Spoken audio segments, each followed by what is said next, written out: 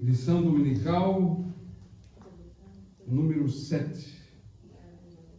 Lição dominical número 7, que tem por título A Obra do Filho. Nós vamos fazer duas leituras em duas passagens distintas da Bíblia. A primeira em Filipenses, capítulo 2, dos versos 5 ao 11. E depois, Hebreus 9, 24 e 28. Alguém já pode abrir em Hebreus, capítulo 9, 24 e 28. E Filipenses 2, 5. Amém. Alguém pode ler?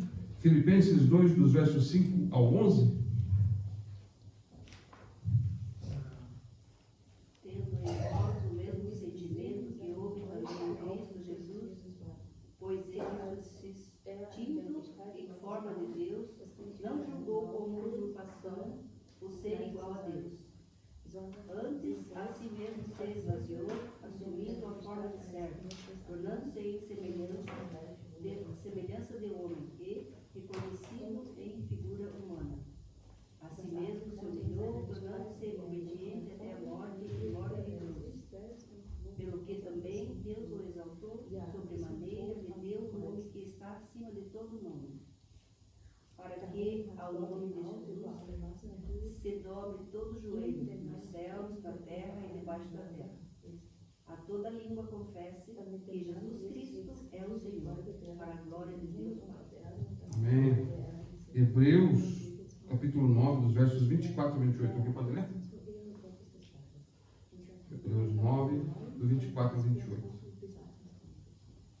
Porque Cristo não entrou num santuário feito por mãos, figura do verdadeiro, porém no mesmo céu, para agora comparecer por nós perante a face de Deus. Nem também para a si mesmo se oferecer muitas vezes, como o sumo sacerdote cada ano entra no santuário com sangue alheio.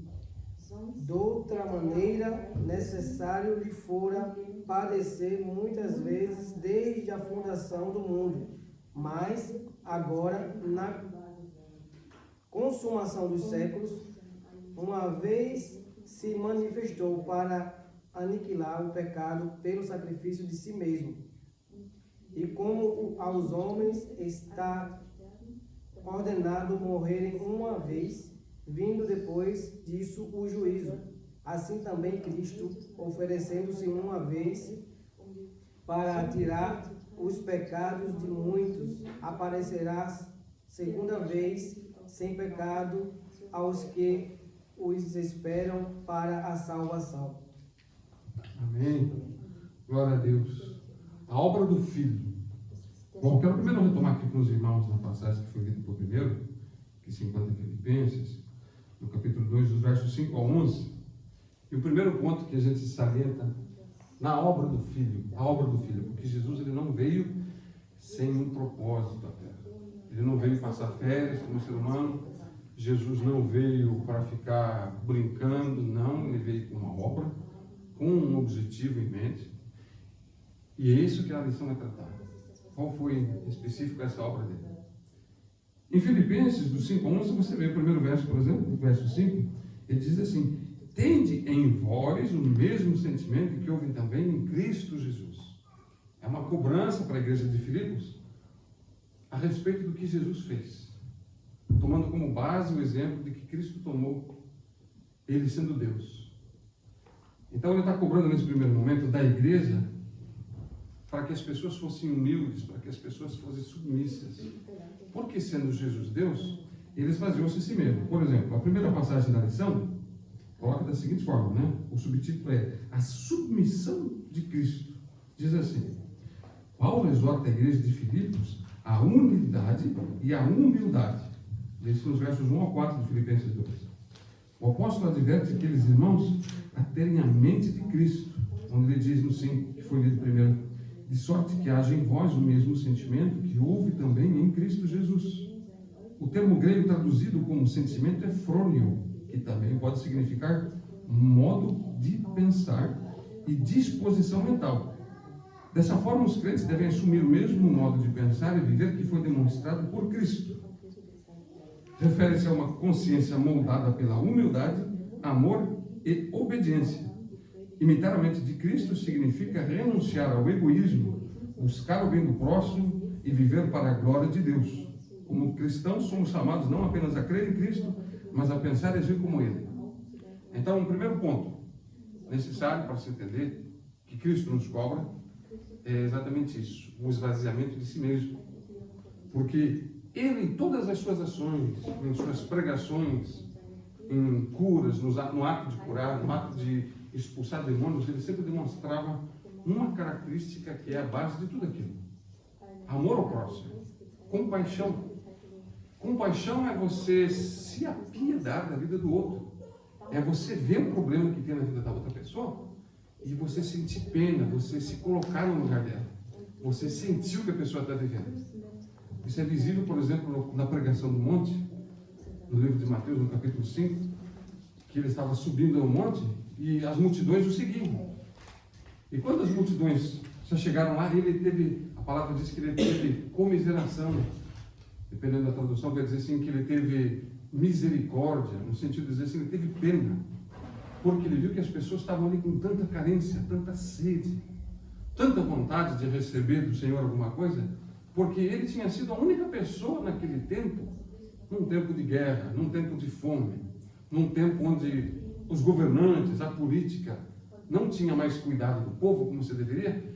Então tinha uma parcela gigante da população que estava insatisfeita com a vida deles. E Jesus, vendo a dor deles, vendo a situação deles, ele se apiedava. Então, não era incomum você ver nas escrituras descritas, nos evangelhos principalmente, onde Jesus começava a pregação, por exemplo, nas vezes que ele multiplicou o pão pela primeira vez, o pão e o peixe. Ele teve pena do povo. Ele passou todo dia pregando. E você vê que não é curioso, se você for parar para pensar. Vou dar um exemplo. Se hoje a gente tem fome, a nossa ação normal qual é? Pastor, se nós temos fome e nós não temos comida na nossa casa, naquele momento nós estamos com vontade de fazer comida, o que a gente faz? O que o pastor normalmente faz? É um exemplo. Se o pastor faz, não sei se o pastor faz. Mas analise comigo, pastor. Se na minha casa agora não tem a comida que eu quero, eu não estou com vontade de fazer comida, o que a gente faz? A gente comendo. Pega um aplicativozinho e pede comida. Pronto. Sacia a minha necessidade. Esse povo não foi atrás de Jesus porque eles estavam precisando do pão. O povo não ia atrás de Jesus porque eles queriam comida. Eles precisavam disso. Não é curioso, se a gente for parar para analisar, que o povo estava indo atrás de Jesus pelo que ele falava? Toda uma multidão ia atrás de Jesus porque ele estava falando uma coisa diferente. Era um estilo de vida tão imponente, tão importante, que o povo seguia. E aí, junto com isso, você via os milagres que Cristo fazia. Então, tendo os milagres, o povo sabia, isso não é algo normal, isso não são palavras mortais que esse cidadão está pregando. Então, você vê que o povo tinha uma necessidade dentro deles, que era ouvir uma palavra diferente. Talvez o povo não soubesse, no profundo do seu íntimo, que eles careciam de Deus, da presença do Senhor. Mas eles foram lá para ouvir. E você vê quando a gente lê isso aqui, tende, o Filipenses 2, verso 5, diz assim, tende em vós o mesmo sentimento que houve também em Cristo Jesus. Foi uma submissão voluntária. Foi uma humilhação voluntária. Ele quis fazer isso. Jesus quis fazer isso. Porque ele, sendo Deus, na lição passada, nós havíamos comentado aqui sobre o fato de que Jesus é Deus. Que Jesus estava antes da criação do mundo junto com o Pai. Ele é Deus, está fora do tempo. Durante a criação, Jesus estava lá participando, junto. Porque quando Deus foi criar o homem e a mulher, ele disse, façamos o homem a nossa imagem. Então, um verbo no plural. Não, Deus, o Pai, não estava sozinho, Jesus é co-participante. Mas não bastou Deus ter feito o mundo, Deus ter criado nosso corpo, ter criado o ecossistema. Não bastou isso, Jesus ainda veio, por conta do pecado e toda essa corrupção, Jesus ainda veio à Terra para demonstrar e apresentar quem é o Pai. Despiu-se da sua glória para poder viver e demonstrar o tipo de pensamento que Deus o Pai tem. Qual é o caráter do Senhor? E de acordo com o caráter do Senhor a gente vive. Então, quando você lê isso aqui, Filipenses 2,5, que é justamente o início da lição, tende em vós, somos nós, o mesmo sentimento que houve também em Cristo Jesus. Qual é o sentimento? É a compaixão. É o ato de, sendo Ele grande, Ele despiu-se da sua grandeza, fez-se pequeno para poder vir e entregar uma palavra para esse povo. Entregar uma palavra, uma orientação, apontar qual é o caminho. Então, a primeira ação, o primeiro pilar, digamos, a primeira razão pela qual Cristo vem a fazer uma obra na terra é justamente essa. Demonstrar quem é o Pai e mostrando uma vez quem é o Pai, apontar o caminho. E como você chegar nesse caminho? É curioso que se você for ler, por exemplo, o início da pregação do monte, em Mateus 5, do verso 1, acho que até o verso 11, mais ou menos, onde começa, ele fala assim: bem-aventurados são os pobres de espírito, bem-aventurados são os que choram, bem-aventurados são os misericordiosos, e por aí vai. E você vê que não é incomum onde você vê esse tipo de pessoa com um coração, não só com atitudes. Isso é muito importante. Uma pessoa que tem um coração aberto à misericórdia, uma pessoa que tem o coração aberto a ter o amor ao próximo, uma pessoa que tem o coração aberto a sentir essa necessidade de justiça. Esse tipo de pessoas são as pessoas que Jesus em si busca, porque elas estão com seus corações abertos. Elas não têm a arrogância, o orgulho em primeiro ponto. Não. Elas despem em si, ou melhor, tiram essa roupa, digamos assim, como se eu tirasse o blazer do orgulho, tiram a roupa do ódio, tiram a roupa da tristeza, para poder viver aquilo que Deus orienta e faz. Então você vê que onde você vê pessoas assim, você vê com mais facilidade a manifestação do Espírito Santo. Jesus, ele próprio sendo Deus, demonstrou as mesmas características. Então, por que devemos ser como Cristo? Por que devemos ser como Cristo? É uma pergunta que eu levanto. Jesus veio para se humilhar, despiu-se da sua glória. Isso nos é por ensinamento. Eu gosto muito de perguntar, para que eu possa absorver, porque a resposta, a pergunta, aliás, é a primeira coisa que me faz abrir o olho para alguma coisa que eu não entendo. Por quê? E a resposta pode nos dar o direcionamento para um caminho, para um estilo de vida. Então, considerando que a gente leu no início e sabendo que Jesus despiu-se da sua glória, porque nós devemos ser como Cristo. Você pode dizer, talvez eu pensar assim: não, quero ser salvo. Então, para ser salvo, eu preciso agora obedecer a Cristo. É verdade. Mas não é essa a questão que eu quero trazer em mente. Porque, por sermos salvos, agora nós temos que seguir um estilo de vida. E essa é a pergunta. Por que nós devemos ser como Cristo? Por que nós temos que ter esse estilo de vida? Qual é a necessidade disso? É por causa da união. Eu creio. Pode falar, irmão. Falar a minha opinião. Claro. Quer fazer uma boa obra para o Senhor? Sim, é verdade. É um ponto interessante. Parecido com Cristo, nós vamos fazer uma boa obra nessa terra. É verdade. E vamos pegar a palavra dele, viver como ele nos ensina na palavra. Perfeito. Muitas vezes é difícil, mas precisamos exercitar isso. Sim. Tirando o nosso velho eu que foi passado, para nós, que nem Deus fala para Nicodemos? você tem que viver de volta, você tem que nascer de volta para você poder pregar a minha palavra. Quase assim, né? É verdade, é verdade. É um ponto interessante. Não era o que eu ia trazer, mas esse é um ponto interessante. Para fazermos as mesmas obras que o Senhor, já é necessário. Por quê? Como que eu vou falar a palavra de Cristo se eu não vivo ela? Uma coisa eu vim aqui explicar para os irmãos a ciência, a fórmula que está por trás da interação dos planetas no universo e não sei o quê.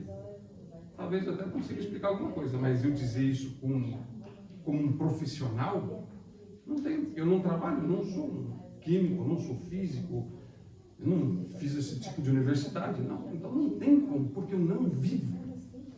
Então você vê assim, o que a nossa irmã falou. Uma das razões pela qual Cristo pede que pratiquemos as obras como Ele, é para que nós possamos fazer justamente as obras como Ele. Por isso, nós temos que viver como Ele, para fazer as obras. Um segundo ponto que eu ressalto é a questão da união. Irmão Vitor, coloque, por favor, Mateus 12, verso 21, eu creio. Mateus 12, do verso 21 por diante, já vai dar uma boa. 22. Mateus 12, 22. Analise comigo o que diz o texto. Então lhe trouxeram um endemoniado, cego e mudo, e ele o curou, passando o mudo a falar e a ver.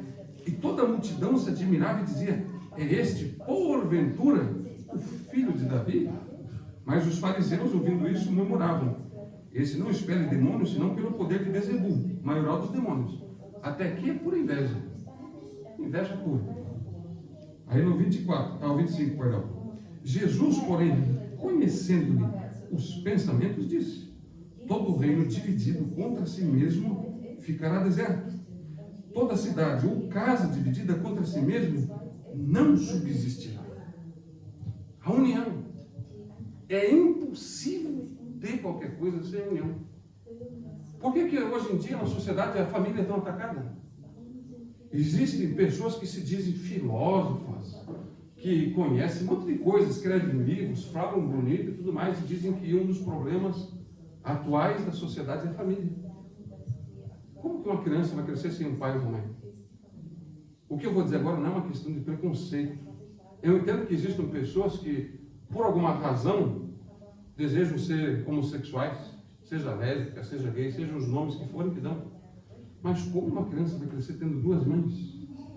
Como uma criança vai crescer tendo dois pais, dois homens? Não há uma separação no psicológico dessa criança quanto a isso. Eu duvido você achar um homem que tem um coração como o de uma mãe. Eu nunca vi. E se tiver um, é um. Um no meio de 1000 homens que tem um coração como o de uma mãe. Você sabia que na aviação, por exemplo, existem leis para você estar dentro de um avião? Como você senta, locais que você senta, é tudo feito um cálculo. Pessoas que têm uma deficiência, elas não podem sentar na frente da porta de emergência. Porque se acontecer um problema, como é que eles vão abrir a porta? Você tem um deficiente ali na frente. Tem que ser remanejado. Existem regras. Hoje em dia, não se tem mais, quando uma mãe está levando uma criança, um bebê de colo, 1, 2 anos, a criança não pode ficar sentada numa poltrona. A criança tem, por obrigatoriedade, de ficar no colo da mãe. Porque eles entendem que a mãe se coloca na frente de qualquer problema. Se vier um trem, se vier um urso, um leão correndo, a mãe vai morrer, mas ela não vai sobreviver. Um pai, ele não tem o mesmo nível de amor, ainda que é um filho. Uma mãe, no Brasil, a gente costuma dizer que as mães fazem das tripas coração, por causa do filho. Quer dizer, elas transformam o impossível. Então você já tem um problema nisso. Como que um homem vai demonstrar a mesma questão, o mesmo nível de comprometimento? É impossível. E isso é salientado. Então você vê assim, muitas mentiras perdidas no meio disso tudo. No meio das filosofias, no meio dos ensinos. O que isso tem a ver com submissão a Cristo? Tudo. Porque não é o nosso eu que tem que estar primeiro, é o Senhor que tem que estar primeiro. Aleluia. E esse foi justamente o exemplo que ele deu. Submeteu-se. Ele, sendo Deus, submeteu-se ao ser humano. E havendo a união, nós podemos andar juntos. Porque se eu dentro da minha casa não tenho união com minha esposa, não vai haver paz. Se os países, os presidentes não se unirem e não declararem paz, não vai ter paz. O burburinho da guerra daí por quê? Porque um presidente não quer ficar amigo do outro. Ele não quer saber. Desunião. Onde tem desunião, tem problema. Tem confusão. Seja dentro de uma casa, seja dentro de um país. Onde houverem partidos laterais, um de um lado, outro de outro, brigando, vai dar problema. A desunião é uma das principais razões pelas quais isso acontece. E é por isso que Jesus nos ordena a viver de um jeito só. Eu não posso entender a palavra de um jeito, a pastora entender de outro. A casa dividida não prospera. Exatamente. É isso aí. Não opera. A Bíblia é uma só. Isso. Não tem como eu traduzir a passagem que diz: não adulterarás. Aí o pastor vai ler e diz, não, a minha Bíblia diz que está para adulterar. Não, como assim? Se o Deus é um só, que escreveu toda a palavra, não é um outro tipo de palavra, é sempre o mesmo entendimento que temos que ser levado a entender. Um entendimento. Uma Bíblia, um Deus. Uma mesma palavra, uma união. Então, uma das primeiras razões é trazermos em união.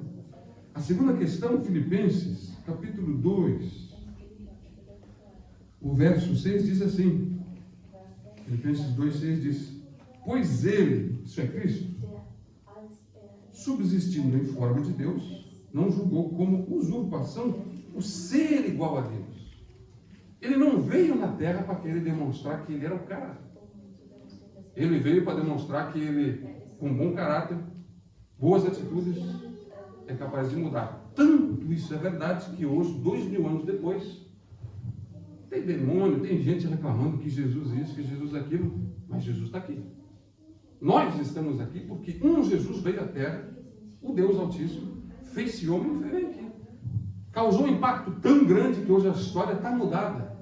Os tempos mudaram, festivais mudaram, ainda que o demônio queira por vezes mudar as coisas. Foi tão grande o impacto de Jesus que nós estamos aqui por causa do que ele fez. Em outras igrejas estão lá por causa do que Jesus fez. Pessoas que deixaram de beber por causa do que Jesus fez. Deixaram de matar, deixaram de trair, mudaram seus hábitos por causa do que ele fez. Um primeiro exemplo, considerando essa questão de ter se esvaziado da sua glória, é sem união com Deus. Temos nós autoridade? É possível? Tu crê, meu irmão?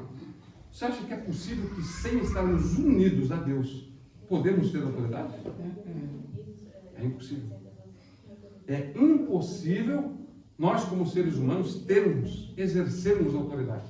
Primeiro porque a palavra já fala que não haveria autoridade na terra se do alto, isso é de Deus, não tivesse sido dado. Quando ele é interrogado por Pilatos, como vê-se em Lucas, no livro de Lucas. Até porque Jesus é que diz, eis que eu vos dou poder para pisar serpentes e escorpiões e toda a força do mal. É Jesus. Eis que vos dou. Vos dou. É Jesus dizendo, eu vou dar poder. Eu vou dar. É Jesus que dá. Mas se eu não conheço Jesus, como é que eu vou ter autoridade? Nenhuma. É a mesma coisa eu me vestir agora de policial e você na rua e vou estar sempre dando multa para as pessoas. Cadê a minha credencial de policial? Quem pode dizer assim, não, França é policial mesmo? Eu não sou policial. Eu posso querer parecer, mas a autoridade de verdade não tem nenhuma. Posso querer ser com uma arma, fazer alguma coisa, isso só vai dar confusão. A autoridade não dá. Então, sem termos a união com Deus, já começa por aí, não temos autoridade. Sem união, é possível que tenhamos salvação? Será que é possível mantermos a salvação sem estarmos unidos ao Pai? Até porque no reino de Deus, né, quando foi ali rebelado o Lucifer, o anjo de luz, né, ele fez a rebelião, o que aconteceu? Ele foi jogado para fora, uma terça parte dos anjos. Primeira coisa, Né? você vê que não é em vão que a Escritura diz que Deus resiste ao soberbo. Satanás demonstrou orgulho. Primeira coisa que ele fez, fora. Eu não sei se Jeová levantou a espada, o que foi, mas Satanás se revoltou, não quis fazer guerra. Ele foi derrubado. Ele é a terça parte dos anjos. Então você vê um nível de seriedade. Então, sem termos união com Deus, não temos autoridade e não temos salvação. Nosso irmão Felipe estava aqui pregando alguns dias atrás, acho que 2 semanas atrás, e ele salientou uma passagem que, Deus me perdoe, eu não lembro o verso especificamente, mas diz que exercitando a vossa salvação. Eu queria que fosse para o Filipenses ou Colossenses, eu lembro que eu deixei marcado o verso. E é interessante, Filipenses 2,12, estou aqui com a página aberta. Filipenses 2,12 diz assim, ó, assim, pois, amados meus, como sempre obedecestes, não só na minha presença, porém muito mais agora na minha ausência, desenvolvei a vossa salvação com temor e tremor.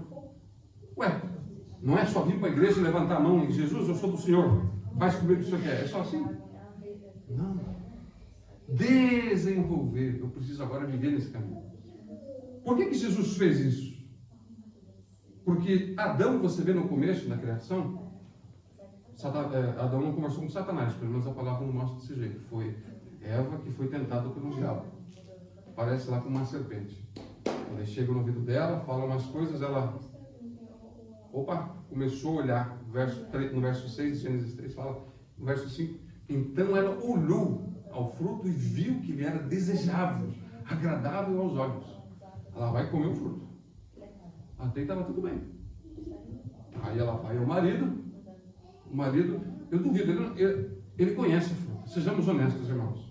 Se eu apresentar uma maçã aqui e disser para você, isso aqui é uma melancia, você vai acreditar que é uma maçã, uma melancia? Não, é uma maçã. Isso aqui é uma banana, você vai acreditar que é uma maçã, uma banana? Não. Adão não era burro, Adão não era cego, ele estava no jardim, cuidava, então era um jardineiro, então ele entendia disso. Eva trouxe o fruto, ele sabia qual era o fruto. E o que ele fez? Ele comeu. Por que ele comeu? De certa forma, nós podemos subentender que com a mesma mentira que Satanás enganou Eva, ela trouxe para ele. Nós vamos ser como Deus. Nós não vamos ser mais isso que nós vamos crescer só de comer essa fruta. Olha como é fácil virar Deus. Então, de certa forma, é possível subentender que Adão quis ser Deus. Satanás pôs essa mentira. Não. E ele comeu. Agora, não é interessante que um homem quis ser Deus. Um Deus fez-se homem para vir desfazer toda essa lambança, toda essa sujeira, toda essa porcaria que o diabo quis trazer na terra. Então você vê, Adão desceu, desejou a divindade. Jesus, sendo Deus, fez-se homem e serviu. Essa é uma das características muito importantes. Se fosse fazer uma prova e perguntando qual é a obra do Filho, um dos fatos que você, sem dúvida, teria que colocar junto é: ele veio para demonstrar a servidão. Porque ele, sendo Deus, não quis aparecer como Deus. Ele podia ter vindo ao mundo e ter crescido num castelo, num prédio, filho de rei, mas ele nasceu na família pobre. O primeiro berço dele foi uma manjedoura, onde os jumentos dormem, os animais dormem. Deus Altíssimo estava lá. Aí você para pensar assim, enquanto eu li a lição, uma palavra muito importante me veio, porque no verso 5, 6, e no 6 e no 7, Filipenses 2, o 6 e o 7, vai dizer assim, ó, o verso 6 e o 7. Pois ele, subsistindo em forma de Deus, isso é, ele sendo Deus, não julgou como usurpação o ser igual a Deus. Antes, a si mesmo se esvaziou, assumindo a forma de servo, tornando-se em semelhança de homens, ele conhecido em figura humana. Esse esvaziou, isso é muito importante entender isso, esvaziou. No Velho Testamento, em algumas igrejas, algumas pessoas usam umas palavras hebraicas, às vezes, no meio das explicações, e tem uma que eu acho que todo irmão já deve ter ouvido falar, a tal da Shekinah. Não sei se os irmãos já ouviram. Tem igreja que fala assim, a Shekinah do Senhor vai descer aqui e tal. A glória. A glória, mas o que é glória? O que é glória? O que é glória? No idioma hebraico, eles usam a palavra kavod e usam a palavra Shekinah. Shekinah é o nome que é dado para o brilho. Você vê, por exemplo, quando no livro de Daniel, Deus apareceu a ele e há um brilho que cegou todos. Esse brilho intenso, essa luz intensa, quer dizer a Shekinah. É a luz que provém da glória do Senhor, porque Ele é tão glorioso, a santidade dele é tão grande. A santidade quer dizer a limpeza do Senhor, a ausência total de pecado nele. Ele é tão limpo de caráter, que Ele é glorioso, que Ele brilha, que Ele emana luz, poder por causa da santidade dele. Você vê que quando os anjos estão louvando a Deus em Apocalipse, santo, santo, santo, santo é o Senhor. Ele é tão santo, que eles adoram Ele por Ele ser santo. Nós adoramos a Deus porque Deus é santo. Você imagina? É como uma pessoa chegar dentro da igreja e está tão limpa, que a limpeza daquela pessoa, você não consegue falar outra coisa, você assim, você está limpo, você é limpo, você é limpo. É quando dizem a Deus, santo, santo, santo, você é tão santo, Senhor. O Senhor é santo. Esse brilho ocasional da glória do Senhor chama-se Shekinah. Agora, a palavra que se refere à glória nele é kavod. No Velho Testamento e no Novo Testamento, a palavra usada é doxa, ou doxan. Mas o que quer dizer exatamente glória? Quer dizer a honra dele, a limpeza, o peso do caráter dele. Ele tem um caráter tão bom. A irmã quer falar? Diga. Como se chama a glória de Deus? No hebraico? Sim. Kavod. Kavod? Kavod. Kavod? Uhum. No hebraico é Kavod. E no Novo Testamento, por exemplo, no livro de João, no capítulo 1, acho que o verso 14, quando fala que Jesus despiu-se da sua glória, essa glória que está falando não é a Shekinah, o brilho, mas é a honra dele em ser Deus. Vamos analisar da seguinte forma: se vem um rei muito grande aqui para Berlim, você vai reconhecer como que esse cara é um rei. Não é só pela roupa que ele tem, por causa da guarda que ele tem, o carro que ele usa. Era muito comum nessa época medieval os reis terem carruagens, então você sabia, está vendo alguém muito importante. Havia um peso, havia uma honra que era visível aos olhos. Nós humanos colocamos normalmente, vamos dizer assim, o valor das coisas nisso. A glória do Senhor, ela manifesta por essa presença santa, tão grandiosa, que você vê no Velho Testamento, por exemplo. Mesmo João, quando viu a Jesus, quando desceu de volta, ele ficou chocado, impactado com aquilo. O tamanho e o peso da glória do Senhor. Só que a glória da luz, aliás, a luz que provém da glória é Shekinah. A glória dele em si é a palavra Kavod. E essa palavra quer dizer exatamente a honra do Senhor. Então você vê, quando a gente lê aqui Filipenses 2:7, que diz que ele se esvaziou-se dessa honra. Ele esvaziou-se desse reconhecimento, porque em Isaías 53 diz que nós olhamos e não demos nenhum valor para ele. Não tinha valor nele, porque nós não olhamos como pessoas espirituais. Nós crescemos num mundo onde nós usamos nossos olhos de forma física, de forma natural. Então, se uma pessoa está bem vestida, a gente subentende que essa pessoa é importante. Jesus não veio, não usou terno nem gravata. E aí muitas pessoas não entendiam o nível de importância, de relevância dele sendo Deus. Então, essa é a questão Kavod. É a glória dele que é manifesta em presença. Só que os servos, os apóstolos, quando estavam com Jesus, até uma questão que Jesus fala assim: Pedro, não quereis vós também? Vão embora também, se vocês estão chocados com as palavras. Eles dizem assim para ele: Senhor, para onde nós iríamos se só tu tem as águas, as palavras da vida eterna? Quer dizer, eles estavam reconhecendo que ele não era um mero homem. Ele não era só um homem, ele era Deus, que despiu-se dessa glória. E isso é importante saber, porque ele tirou isso. Quando a gente entende o que foi que ele despiu-se, a gente entende que ele não deixou de ser Deus andando na terra. Não. Ele despiu-se dessa honra, desse peso, dessa presença que é manifesta. E ele resolveu viver como nós. Essa pessoa que está olhando como nós, andando em carne, como qualquer. Por isso que muitas pessoas, como é dito em Isaías 53, falam: nós olhamos para ele e não vimos nada. Ele não era um homem bonito, Não tinha formosura, experimentado nos trabalhos, calo nas mãos, calo nos pés, ferido, machucado. Ele suava, ele tinha fome. Esse foi o nosso Deus. Então é interessante entender isso, porque foi isso do que ele se despiu. Você vê que Jesus ter se despido da sua glória, dessa honra dele, nos revela seu amor por nós. E assim também nós devemos ser. Porque é justamente isso. Jesus veio para fazer uma obra para nos dar um exemplo. Eu não sou a roupa que eu visto. Eu devo julgar o meu caráter como muito importante. Assim todos nós. Ele deu esse mesmo exemplo, como está aqui. A segunda, em Filipenses, né? A segunda passagem da nossa lição vai tratar sobre a obra redentora do Filho. Isso é redenção. É o que traz novamente perto. Redenção. Um perdão.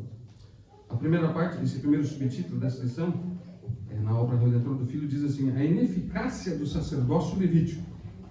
Diz assim a passagem da lição: o sumo sacerdote entrava no Santo dos Santos uma vez por ano no dia da expiação, que é chamado em hebraico como Yom Kippur, levando um sangue alheio, o sangue de animais, para fazer propiciação por seus próprios pecados e pelo do povo, como diz em Levíticos 16, 11 e 15. Por quanto tempo a gente não vai ler? A gente tem que entender uma coisa: no Velho Testamento, quando Deus escolheu o povo hebreu, ele escolheu, deu normas, deu leis para que o povo compreendesse e entendesse a razão do pecado. Por isso que parece que toda aquela cultura, aos nossos olhos, sem entender o peso do pecado, parece um pouco brutal. A necessidade de ter que matar animais pela minha culpa. Quer dizer, eu falei um palavrão, agora eu tenho que ir lá matar um bezerro e pedir perdão. Não parece uma coisa assim muito pesada? Para uma pessoa que está fora parece. Mas para uma pessoa que compreendeu a razão do pecado, a pessoa entende que nós somos tão corruptos, tão sujos, tão falhos, que qualquer coisa que a gente fizer não é digna do Senhor. E ao longo de todo o tempo, de toda essa história hebraica, isso é todo o Velho Testamento, você vê que chegou uma altura que essa lei foi corrompida. E é onde a gente chega no período do farisaico, no período onde Jesus já estava na terra. Eles se usavam das leis achando que eles eram os santarrões, os mais santos de todos. Só que essa lei era falha, porque não é possível que o sangue de um animal limpe os nossos pecados.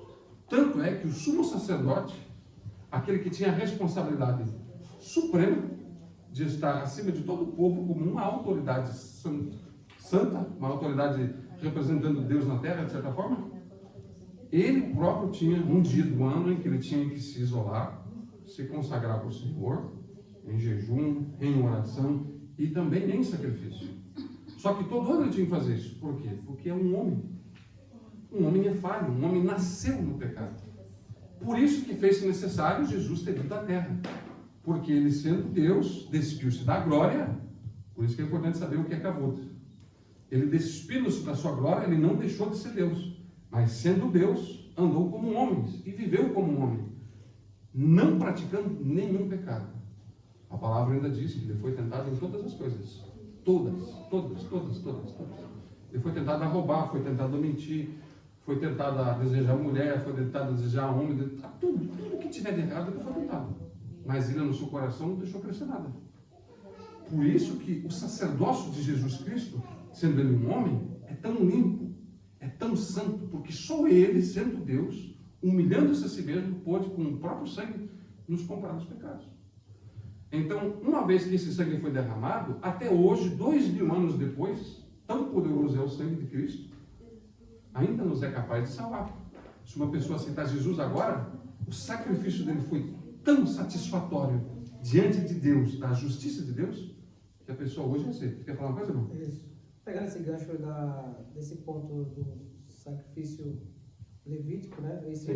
A ineficácia do sacerdote levítico, a gente vê que ainda hoje nós temos problemas no cristianismo, porque algumas denominações fazem com que a gente volte para a sombra, né? Volte para esses Se fala as práticas hebraicas? Judaicas?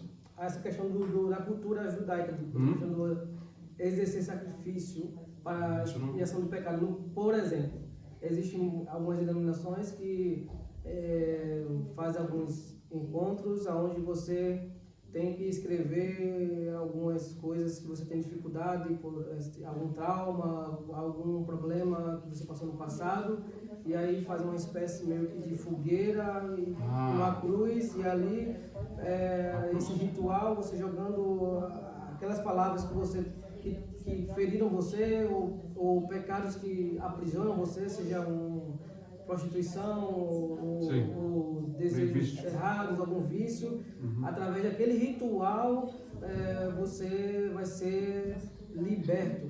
Só que, como foi dito no início da lição, são dois textos, né? E o Hebreus vai deixar claro aqui, a lição bíblica em classe, Hebreus capítulo 9, né? Verso 28, quando diz aqui assim, está na lição: assim, Cristo oferecendo uma vez para tirar os pecados de muitos, aparecerá a segunda vez. Ou seja, uma vez só foi suficiente, por conta, como você falou, ele veio limpo, santo, e o sacrifício que ele fez foi suficiente para apagar todos os pecados. E, portanto, a Bíblia fala que se quem está em Cristo, nova criação. Então, se eu confesso Jesus, a partir do momento que eu confesso Ele e faço dele sim na minha vida, Ele perdoa meus pecados. Então, eu não preciso fazer algum ritual para que Ele me liberte. Alguma coisa a mais. Então, né? a mais, porque aí você volta para a sombra. Sim. É o que ele fala em Colossenses. A gente volta para a sombra por conta de rituais que tomam como exemplo e ainda trazem hoje, ou seja, colocam um fardo a mais para a gente conseguir ser liberto. Sendo que Não isso é basta suficiente. aceitar Jesus para isso. Exatamente. É interessante esse ponto que o irmão levantou, porque ele denota, de fato, práticas que não são bíblicas. Você vê, por exemplo, assim, quando João Batista começou a pregar, e aí vinham os fariseus, ele falava assim, raça de víboras e tal, produzir, pois, frutos dignos de arrependimento. Jesus, em Mateus 4,17, depois da tentação do deserto, a primeira palavra que ele vem falando é arrependei-vos, arrependei-vos. Hoje existe, dentro do campo teológico, uma área de estudo determinada, ou denominada, aliás, libertação. A libertação em si, como um estudo teológico, é válida, é correta, mas essas questões, como o irmão levantou, ritualísticas, eu vou botar aqui, eu peco em alguma coisa, vou botar isso num papel, vou queimar na fogueira e esse pecado vai embora de mim. Ele não vai embora. Primeiro porque é só o sangue de Jesus que nos livra de todo pecado. Mas o que tem a ver o sangue de Jesus e a libertação? O sangue de Jesus é a nossa conversão. Se você for analisar quando você vê essa primeira aceitar, existe na teologia, que eles chamam de soteriologia, que é a doutrina da salvação, e a palavra no grego usada para salvação, eu não lembro exatamente qual é, acho que é soteria, Jesus Cristo, é isso? E o significado primário dela é libertação e conversão. Só que nem todas as pessoas que levantam a mão para aceitar Cristo são libertas, elas se converteram, porque reconheceram, não, é verdade essa palavra, do Senhor faz sentido. De fato, eu reconheço que eu tenho erros e preciso de ser, quero aceitar Jesus. E aí acha que veio para a igreja, mas continua vivendo a mesma vida. Não, mas agora Jesus, eu estalo os dedos, não, Jesus, Senhor, preciso do Senhor. Não. Libertação são 10% Deus, digamos assim, 90% ele. Conversão é 100% Deus. Basta que eu aceite e reconheça. Romanos 10:9 fala exatamente isso. Se tu creres em teu coração e com tua boca confessar é o ato de falar. Pronto, você é salvo. Ser liberto não é a mesma coisa. Ser liberto é, eu reconheço o Senhor que a bebida é um problema na minha vida. Então agora, Senhor, eu peço força, Senhor, eu não vou mais beber. Agora sim. Agora eu estou me arrependendo, porque eu reconheci que isso é um problema na minha vida, e Senhor, eu preciso do Senhor, preciso do Espírito Santo, em nome de Jesus, ajuda do Senhor, para não praticar mais isso. Essa é a ação da libertação. O irmão, como falou aí, tem gente que denomina atos proféticos isso. Olha, eu concordo com o irmão que passou do sangue de Jesus, se o sangue de Jesus é suficiente, o que falta não falta mais Jesus na minha vida. Falta agora, com todo respeito, um pouco de ação da própria pessoa em querer mudar de caminho. Porque é uma decisão. Pode falar, irmão. E não basta somente crer, né, e confessar. Tem que deixar, porque tem que haver a mudança de dentro para fora. Até porque Satanás, ele crê. Mas existe um detalhe. Obedecer. Você lê Romanos 12:2, quer falar? Só complementando, por exemplo, em João 3, na conversa de Jesus com Nicodemos, aquele nascer da água do Espírito, muitas pessoas ligam ao batismo da água física. E ali é nascer da água, quando fala da água, está ligado à imersão espiritual em Jesus. Sim. Porque Jesus, ele emergiu, ele sacrificou-se, e por isso que nós somos imersos nele. Nós fomos mortos. A própria palavra batismo. A própria palavra batismo, que vem do grego, ela era de um ato do pessoal pegavam roupas, couros, e iam pintar. Né? Eu acho que vocês já viram, tem tanques com tinta. Aí o que eles faziam? Eles tinham que primeiro lavar aquela peça e tirar toda a mancha dela, para depois poder colocar em um tanque com a cor que eles queriam. No nosso idioma, a palavra que é usada para esse ato de limpar a peça, lavar para tirar a cor dela, desbotar ela, é batismo. O que isso quer dizer? Romanos 12:2 diz assim: e não vos conformeis com este mundo, mas transformai-vos o vosso entendimento, aqui que tem transformado, para que experimenteis. Então você vê assim, opa, eu entendi que Cristo tem o poder de lavar os meus pecados e me purificar. Agora eu preciso ser batizado, eu tenho que ser limpo. Se for seguir esse exemplo, seria o suficiente dizer que um batismo só não resolve, que nós temos que ser lavados todo dia, nós temos que ser esmerilados todo dia, nós temos que ser lapidados todo dia, porque todo dia eu aprendi hoje que eu não posso fumar, tudo bem, passa um tempo, me dá uma vontade de fumar, pronto, ué, Mas o sangue de Jesus não é o suficiente? O sangue de Jesus, ele é suficiente, ponto. Minhas atitudes, suas atitudes é que não podem continuar as mesmas. Aleluia. E esse que é a questão. A libertação, no sentido do estudo, como eu tinha levantado aqui, é a pessoa que muda. É a pessoa que aceita. Quando a palavra diz arrependei-vos, produzir frutos dignos de arrependimento, eu reconheci que eu não presto e eu preciso de Cristo. Preciso tanto que se eu não o tiver e não viver como Ele me ordena, eu nunca vou ser alguma coisa. Não é para aparecer diante das pessoas, não, é pela salvação. Então, se Jesus fez todas essas questões, todas essas coisas, dando demonstrações, exaltado foi na terra. Ele não fez isso como um show. Ele fez isso para dar-nos um exemplo, que Ele, sendo Deus, veio e fez tudo isso e nos mostra as atitudes. Analise comigo, uma pessoa que vai à academia, crê para ser salvo. Vou levantar uma pergunta para os irmãos aqui para raciocinar. Vamos dizer que um fulano de tal, um homem de 1,80, 150 quilos, gordo, botou firmemente no coração dele, hoje, eu vou para a academia, eu vou comer bem, isso é comer comida boa, limpa, vou praticar exercício e eu vou emagrecer, vou ficar musculoso. É uma figura, é só um exemplo. Você crê, eu pergunto isso para cada um, você crê que se esse homem fizer isso, ele vai conseguir ficar forte e musculoso? Alguém duvida? Não. Então por que nenhum de vocês agora virou musculoso? Vocês não creem que ele vai se transformar? Vocês não creem que por causa da ação dele, ele vai ser musculoso? Então por que você, porque nós cremos no que ele vai fazer, não ficamos nós também musculosos? Porque a atitude foi dele, não foi minha. Perfeito. A atitude foi dele, não foi minha. Não basta crer, agora eu preciso fazer a mesma coisa que ele. Eu creio no caminho que uma pessoa toma quando aceita Cristo, leva a salvação.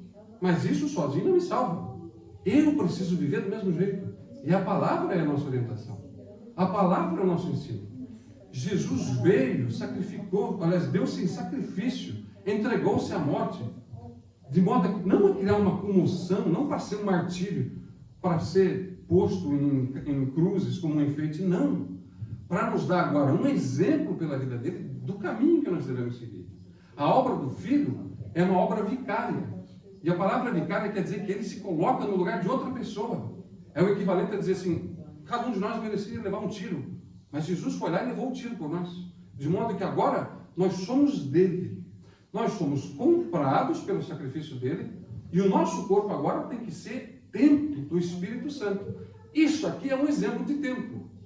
O que a gente faz no templo? Nós cultuamos. Concorda? Estamos dentro de um templo para cultuar Deus. O que é o culto?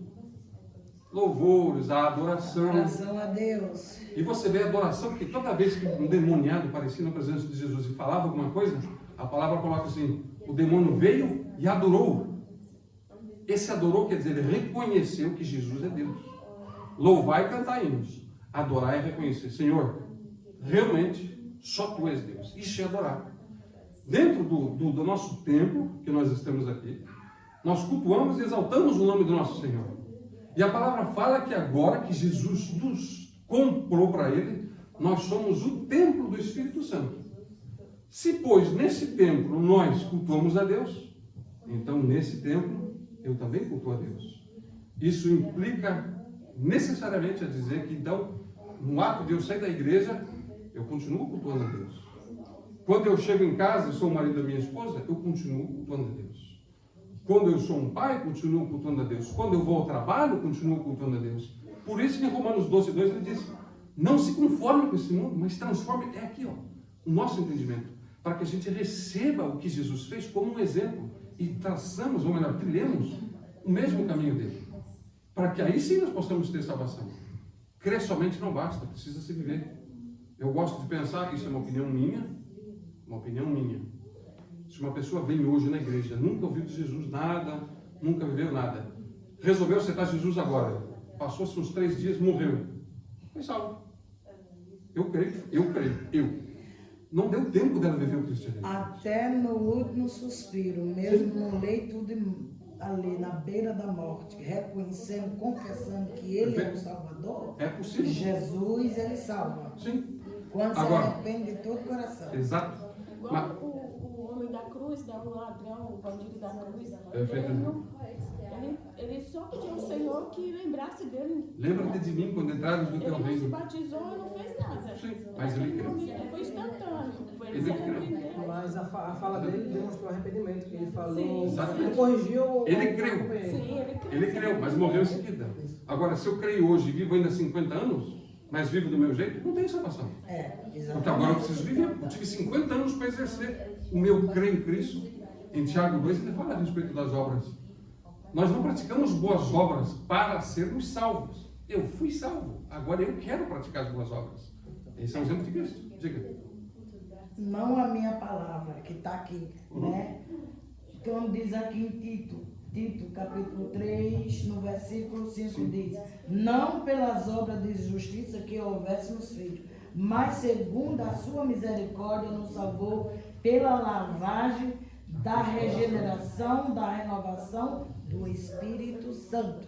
Perfeito. Nem pelas obras. Isso mostra que. O lavar regenerador e renovador. Fala, irmão. Isso mostra que esse exemplo da irmã dele, do ladrão que foi julgado, mas ele foi salvo, apesar de ser salvo, ele pagou a pena. Ele cumpriu a pena pelas suas mais obras. Sim. Mas ele foi salvo, ele demonstrou Creio. arrependimento. Nós, a partir do momento que nós venhamos para Cristo, através da obra do Espírito Santo, faz com que eu olhe para mim mesmo e eu passo a reprovar aquilo que está de errado em mim.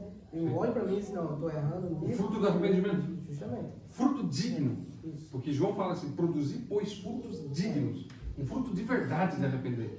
E aí tem essa diferença entre as palavras remorso e arrependimento. Eu não sei como é que fala isso em alemão. Boa sorte. Remorso eu não sei. Arrependimento é busca, não?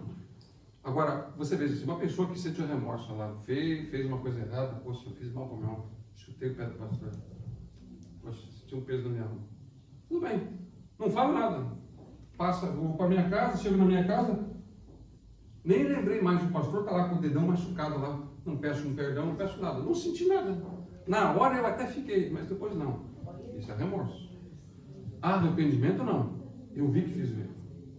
E aquilo começa dentro de mim, me queimar. Muitos dizem que é o Espírito Santo, e eu tenho certeza, porque é Ele que nos faz reconhecer o erro. Então Ele mostra a nós, você fez errado, você fez errado, você fez errado, você fez errado. Se uma pessoa deixa demais, meu Deus do céu, liga na madrugada, pastor, eu chutei o teu pé, me desculpe, pastor. Arrependimento. Nunca mais eu vou chutar o pé. É um exemplo. Só que isso não é agora só em direção a uma pessoa, é em direção a Deus. Não vou mais fazer isso. Isso é arrependimento. É o que o ladrão da cruz fez. Ele reconheceu, ainda que antes ele estava lá debochando junto com outro a respeito dele, mas fala assim, não, Yeshua me santo. Ei, Senhor, quando tu entrares no teu reino, lembra de mim? Ainda hoje tu estarás comigo no paraíso. No coração ele mudou na hora. Essa é a questão. Por que Jesus veio? Vai falar? Só tem que ter um cuidado, porém, o texto, quando eles estão citando aí o texto do lado da cruz, que era dois, um lado de cada um, do lado esquerdo e do direito, quando ele diz, né, que você acabou de citar aí, nos dias atuais, Deus tem que ter cuidado, porque tudo que é um texto que se lê, o povo faz doutrina em cima. Isso não é doutrina. Isso é uma não preciso me batizar, não preciso fazer isso, eu preciso cumprir o que a Bíblia manda, vou só esperar morrer e do mesmo na hora. Muito cuidado dessa forma, porque a pessoa está fazendo doutrina em cima disso. Bom que o pastor falou isso, porque você veja assim, ó, nenhum verso da Bíblia ele é contrário a outro verso da Bíblia. Se, no caso do ladrão da cruz, foi bem lembrado isso. No caso do ladrão da cruz, nós não podemos tomar isso como uma regra de que só basta crer e está tudo certo, porque em João 14, 15, 16, os exemplos que ele dá ali são todos de que nós temos que estar nele, e ele tem que estar em nós. Mas Deus é santo, e ele não aceita a gente de qualquer jeito. Ele precisa de ser um jeito, quer dizer, vai contra todo o resto da palavra. Então isso não pode ser um mandamento nesse sentido. É uma crença, e nós cremos que se uma pessoa aceitar Cristo agora e morrer logo em seguida, ela não teve tempo de exercer nada. Você vai tirar uma pessoa que está com câncer, amputou a perna no hospital, nem curou. Não, preciso levar a batizar porque ela tem que ser batizada. Ué, não é o sangue de Jesus que cura, que salva, perdão? Então não é o batismo que salva. O batismo é um ato físico com uma implicação espiritual diante do povo. Eu hoje sepultei o meu. Hoje eu não sou mais nada. Hoje eu sou dele. Esse é o batismo. Não dá para você pegar uma pessoa que está morrendo e fazer isso aí. Só dá para ser salvo. Por isso que a salvação vem pelo crer em Cristo. Não vem pelo batismo. Nenhuma obra nesse mundo vai nos salvar. De jeito nenhum. Só crendo em Cristo, crendo que Jesus fez. E é por isso que ele veio e fez. Justamente para nos dar essa oportunidade. Porque se fosse para a gente viver como um judeu, o inferno não ia ter mais espaço para tanta gente lá. Só ia ter gente no inferno. Porque é só mediante a salvação e crendo em Cristo que nós podemos ter essa salvação, esse caminho. Amém, irmãos?